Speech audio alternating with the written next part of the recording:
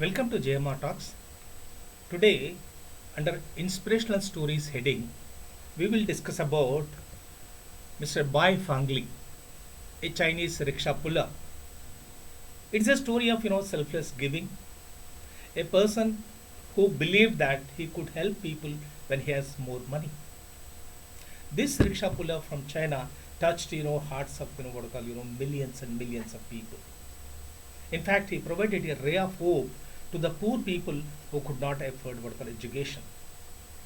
Now, how this all happened? How he decided to what you call work tirelessly for providing education to the what you call poor people. In 87, at the age of 74, he returns to his hometown. During his visit, he finds that poor children, they are working in the fields and they are not going to the school.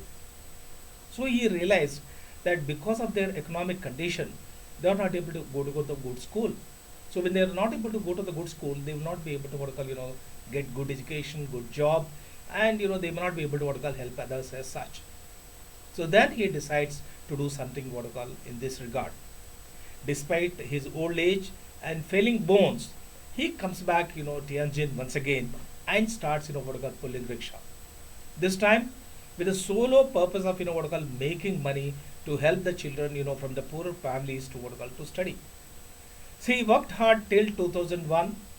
24 hours he used to work. He used to eat what you call very simple food. Wear what you call old coats, torn up clothes, second hand ones.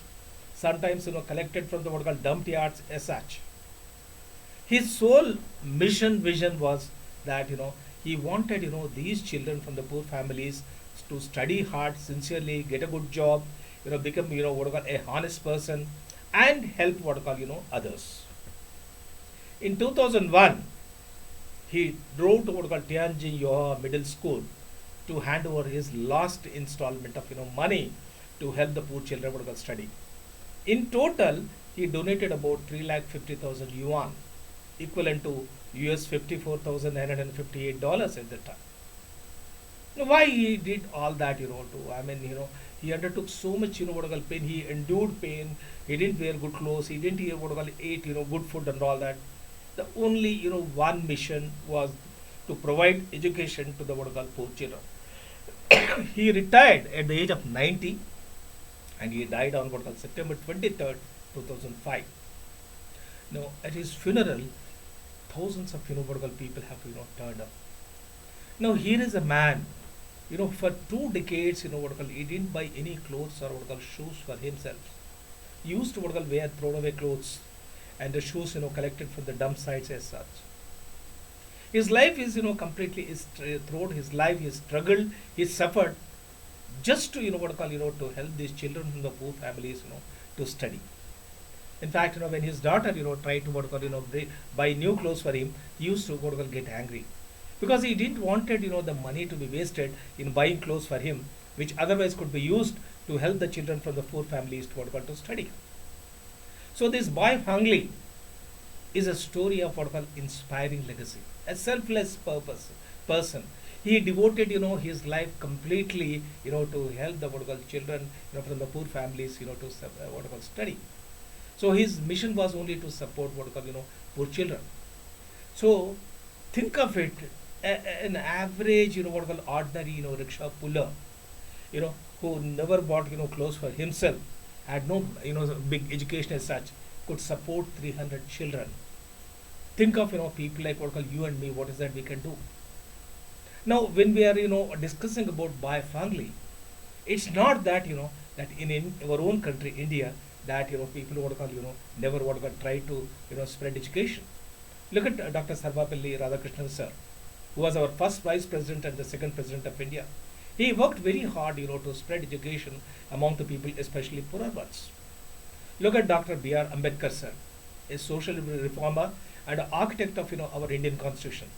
He worked tirelessly to spread education about the among the suppressed, oppressed sections of the society. Then comes Dr. APJ Abdul Kalam, a great scientist, and he was our president also.